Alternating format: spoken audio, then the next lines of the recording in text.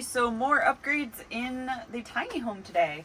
We are planning on putting the cedar boards that we did in the bedroom slash shower room all over the front half.